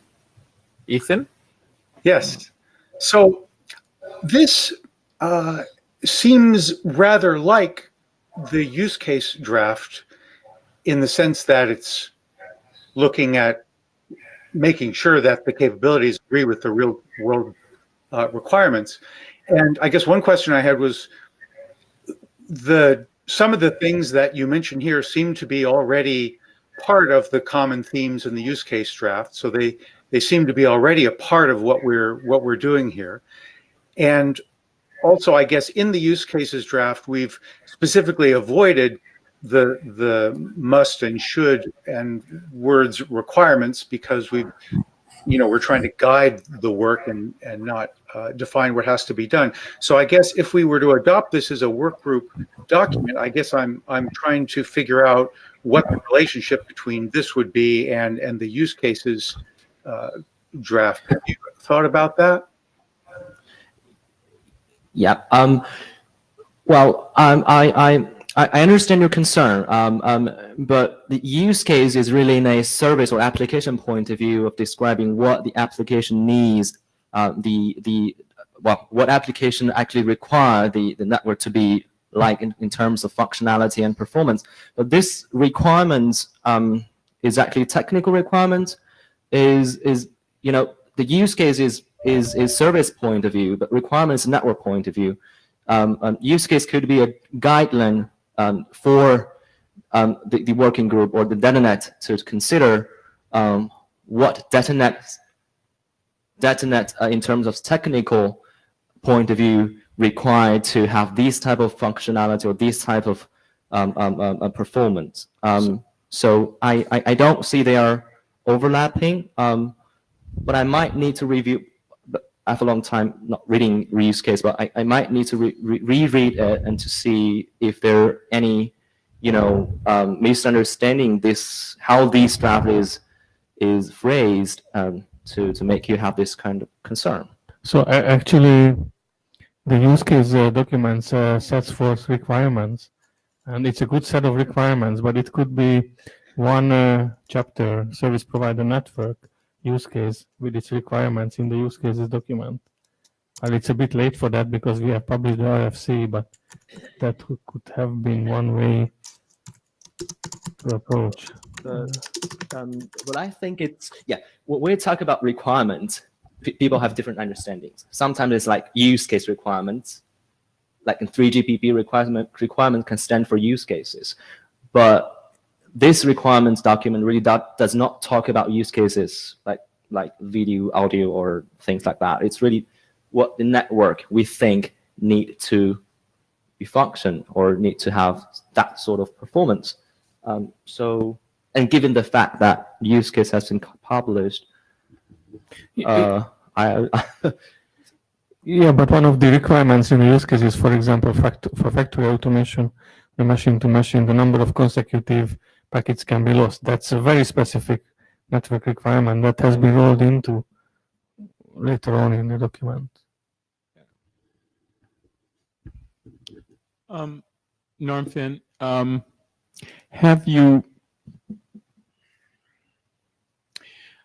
reading the document, have you made a clear distinction between synchronizing time in the various parts of the network and having the same frequency in the various parts of the network. I know that there are service provider networks that maintain frequency lock without necessarily time synchronization. And for example, CQF can be made to work with frequency synchronization without necessarily requiring absolute time synchronization. And some of the other techniques also work, can give really good results with frequency lock without synchronization lock. Have you, do you make that distinction in the document? Yes, we did. If I can go back, it's basically the time synchronization and the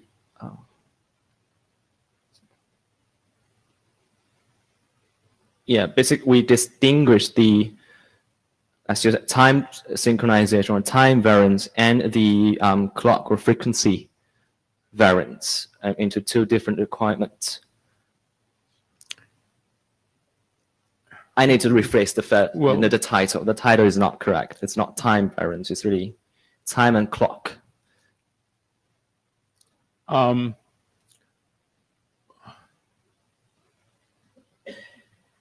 So asynchronous clocks, does that mean that you have also different frequency domains? That's yes, that's what I understand it. What I don't understand as so from one asynchronization. domain to another, they may be operating not just different frequency, but you're saying within the domain it's fine to have this. You can operate with. You have certain level. It's not a problem to have frequency lock, but that needs to be within a tolerance. Well, everything's within a tolerance. Yeah. You know, there's no such thing as perfect. Yeah, definitely. It's reference to for example, for 5G backhaul. I don't remember the exact number, but it's smaller than the previous two examples. Then that's the tolerance we need to obey for clocks asynchronization. Norm, it sounds like, I think this is probably a good conversation to have offline. The key numbers I remember from 5G, Name, please. Stuart Bryant. The key numbers I remember from 5G are 1.2 microseconds, or you can't work at all. And there seem to be a whole variety of different numbers between 350 nanoseconds going down to 150 nanoseconds to get the optimum use. So I can imagine that those sorts of qualities of time are going to be almost commodity in the network because every transmitter is going to need it. My name is Uma Chunduri. I think the number Stuart mentioned, we need to differentiate between the front haul, that is the G node B to the base station, and the back haul. There may be some differences. We need to look into that. Do you have any idea on that numbers actually? What is the clock sync requirements? You mean the exact number for front haul? Because you mentioned backhaul here. Yeah, but I was doing backhaul for a long time before 4G and 3G, but I don't remember the exact number for 5G, but I can check that.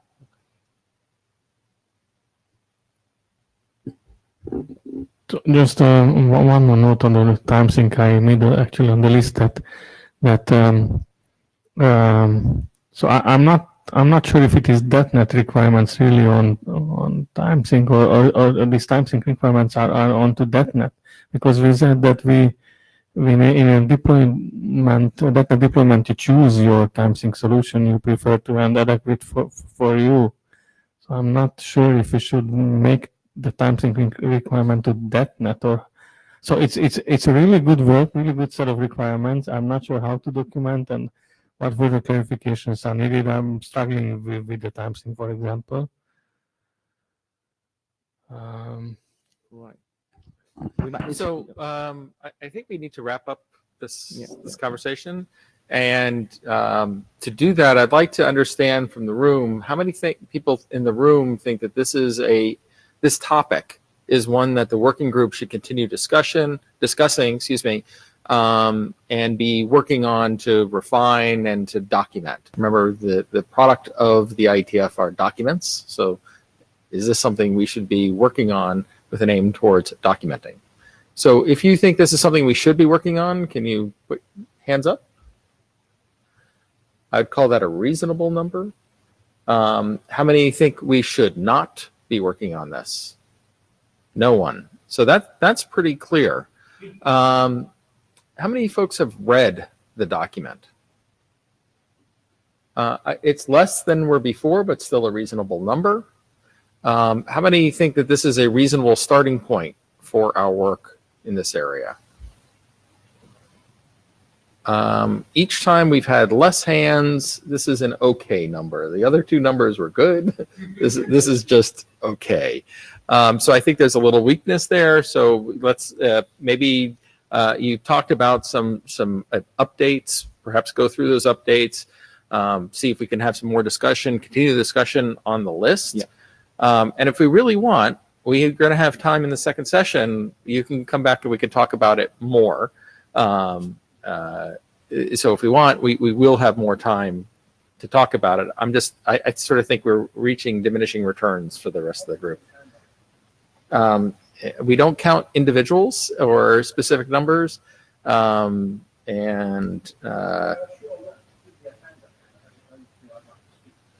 Okay, I think Andy was putting his hand up for all three.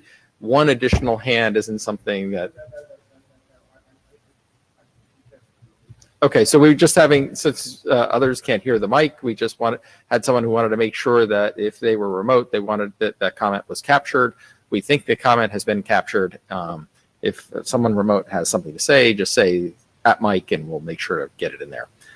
All right, so thank you. And again, we're going to have time afterwards. So if we want to have discussion on this, we should take advantage of the fact that we're all here. So Okay. thank you. Thanks a lot.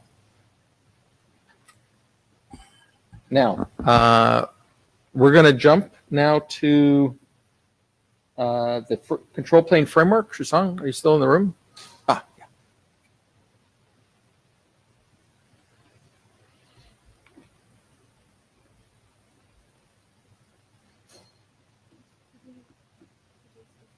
Yes.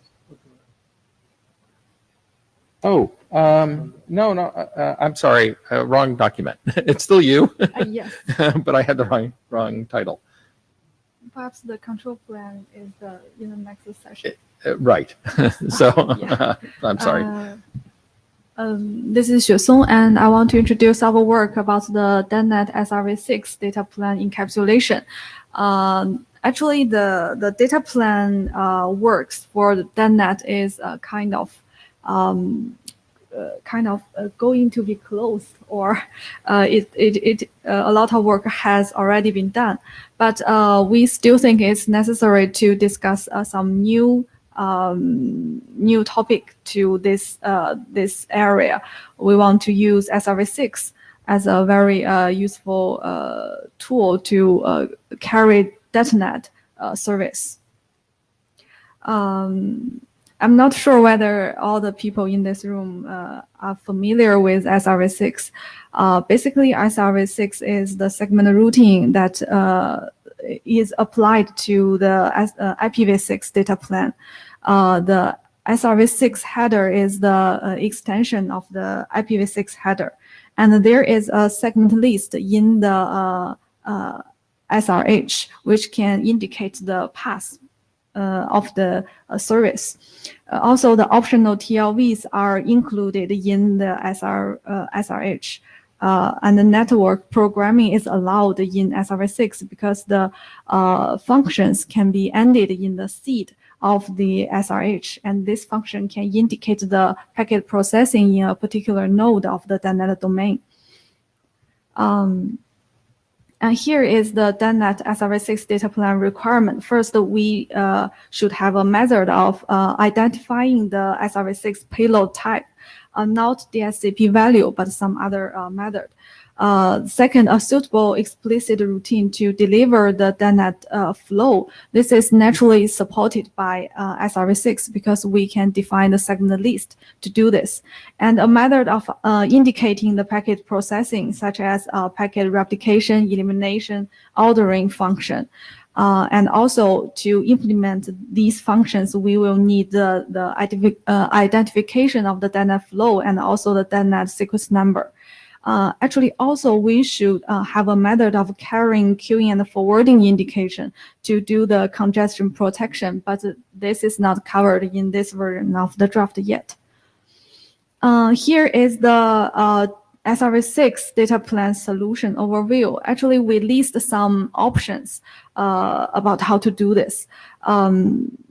Basically, we should carry the flow identification and the sequence number in SRv6 header. The first option is we can carry this in SRHTLV.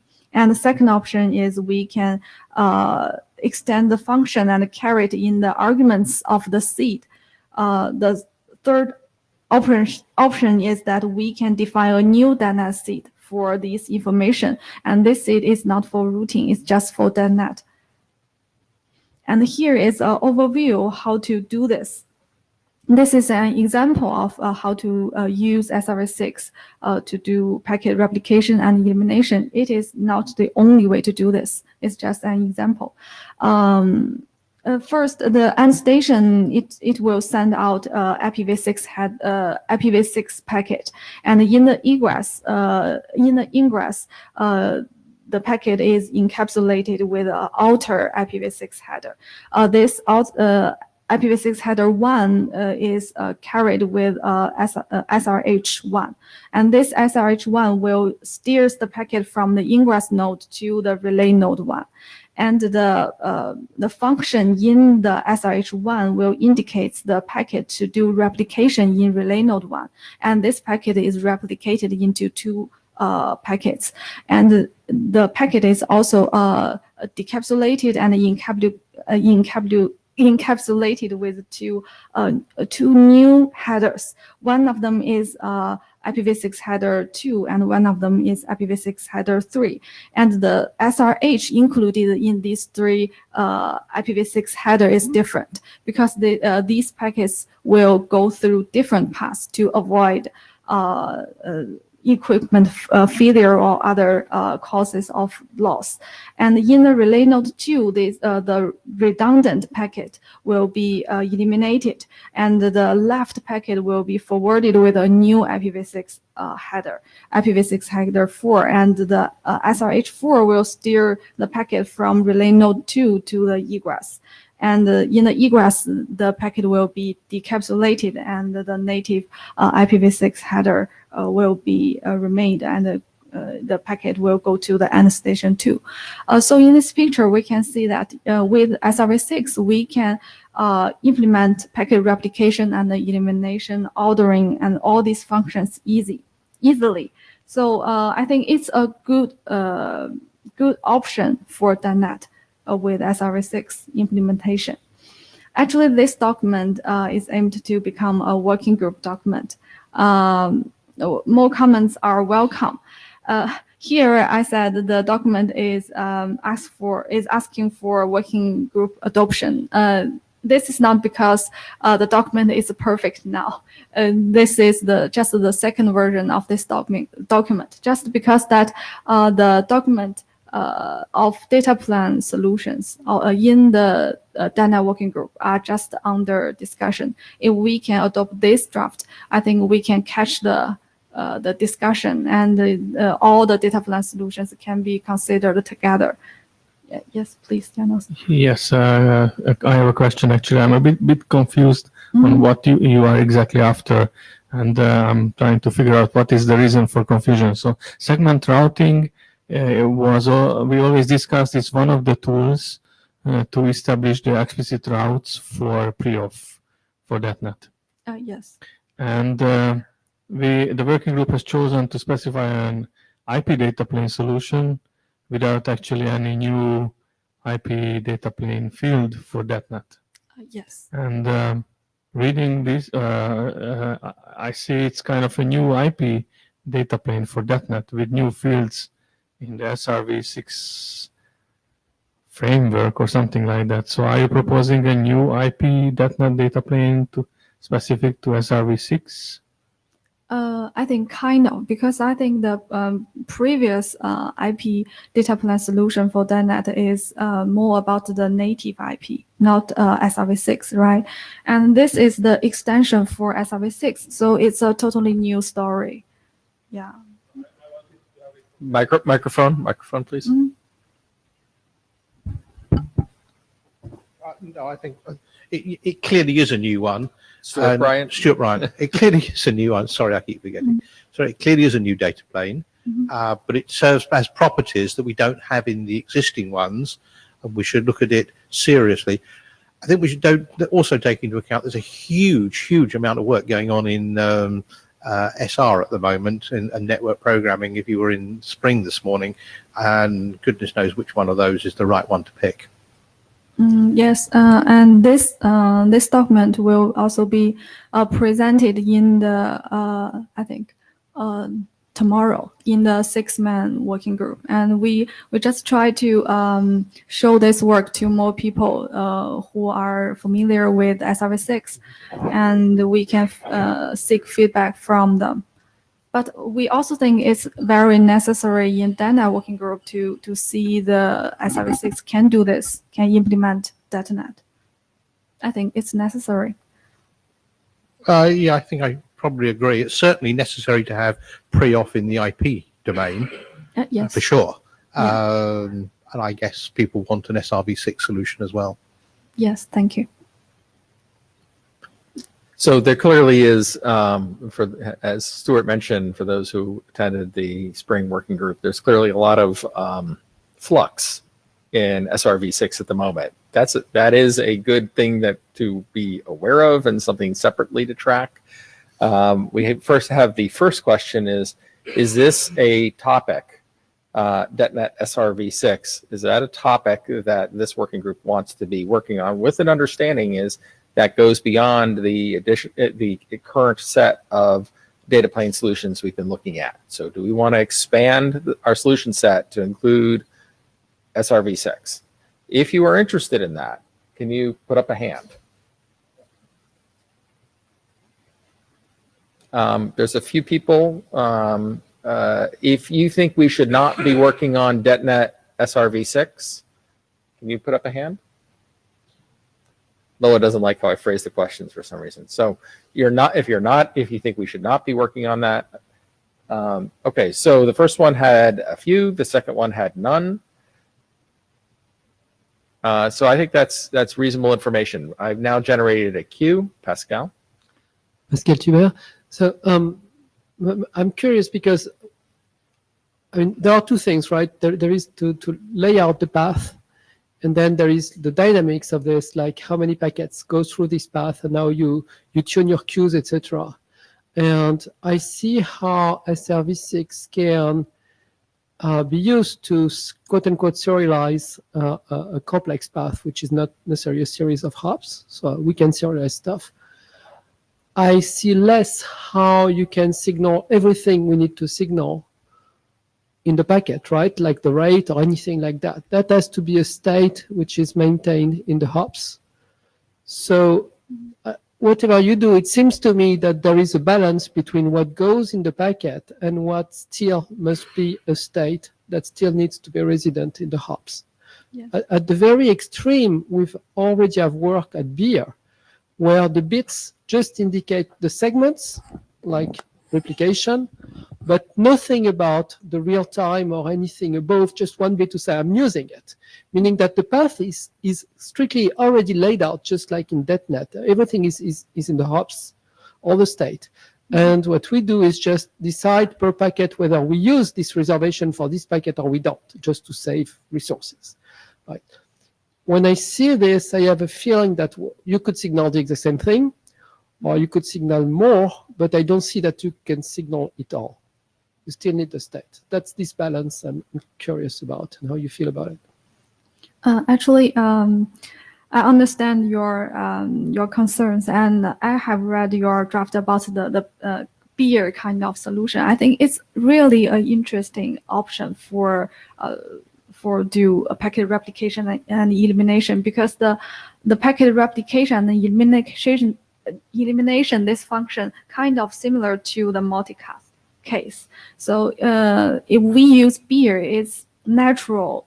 Yes, it's a natural idea. But it's totally different story between the beer and SRv6. In beer, we just use the bit to show the path, and we don't need more status in a node. Yes, it's a good choice. But yeah, I think it doesn't means that the SRv6 solution is not valuable or useful. Yes, I think it's another solution, another way, and actually, if this works, I think it will be good too. This is Stuart Bryant again. So I think there's two high order bits. First off, we do need a full-blown IP solution that will be deployable in regular IP networks. Now, whether those networks will be running SRv6, I don't know, because SRv6 is really more of a service provider sort of domain. So even if we do this, then there's still potentially a demand for a regular IP full-blown solution. Secondly, this has to align with what is going to get deployed for network slicing in practical 5G networks. And as far as I know, the industry is still not quite clear what it is going to do. I know there is a big push for SRv6 for this. Equally well, what I hear from 3GPP is they're not necessarily sold on that as a design. Yes, I think the intention of this draft, they won't just I think it's just another option to do DetNet with SRv6. But if we want native IP, I think that the current worker can cover the requirement, right? And if we want to do this with SRv6, and we have a new draft, just that is the intention. Now, the current work does not support full DetNet in a regular What IP current network. work? Yes. The data plane drafts that we've been writing, the ones, Yes. Stuart again, Yes. the ones that we've been writing, they do not support the pre-off function. Yes. So we do not have a full service IP solution. And I think we should remember that. Now, if this, if the people who want that, So we have an equivalent one to this. We have IP over MPLS, and so IP over SRv6 would be an equivalent. yeah, one. you could do it like that. You could certainly Right. do it like that. Right. We should probably move. We're actually running out of time, so we should go to the last two folks in line. So, Lou Anderson, first, what Stuart said, I think I agree 100% with that. You said that I didn't like how you phrased the questions. And the reason I didn't like the question was that I think it's too early. We need to wait and see where SRv6 goes, and if SRv6 is going to be part of a DetNet type of network, then we need to do something. If it's fully a part, then we can leave it. But we can't make that decision today. But Laura, I think I have to mention that SRH is stable now. I think it has already been adopted as an RFC standard track. So I think perhaps the SRv6, how to implement SRv6 in the future is still under discussion. But the encapsulation of SRv6, for example, the SRH, this kind of header is stable enough, I think. Mm-hmm. So Mark from Huawei. So there's possible mention that the beer can be a candidate solution for. Wait. So this is SRTE. This is not a beer talk. If we have a beer, stop. If we have a contribution, Pascal. If we have a contribution that talks about DetNet and beer, we should talk about it there. We should not talk about beer right now because we are actually over time. So this topic is SRv6. If you have a comment, Mock, if you have a comment on SRv6, please make it. If it's about beer, please don't. Pascal, can I say something? I mentioned, There's no I should not have presentation. mentioned beer. I apologize for that. I was trying to say there is something you can signal in the packet and something which must be a state in the node. I was mentioning beer as an extreme case where everything is in the node, but just enabling. And I was saying, hey, you have to tell us what goes in the packet, what still needs to be a state. That was just what I wanted to say. So we're missing our Beer. cookies. What we're going to do is put both of these two topics at the end of our agenda, this one and the previous one, Okay. and bring up the speakers and see where we go from there. And if we have more conversation, we'll take advantage of the time. Yes. Okay. All right. So we will be back here in 15 minutes.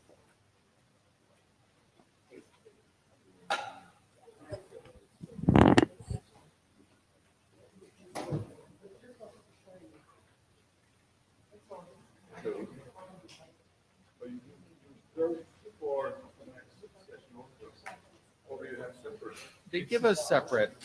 It doesn't matter to me. It's here in this room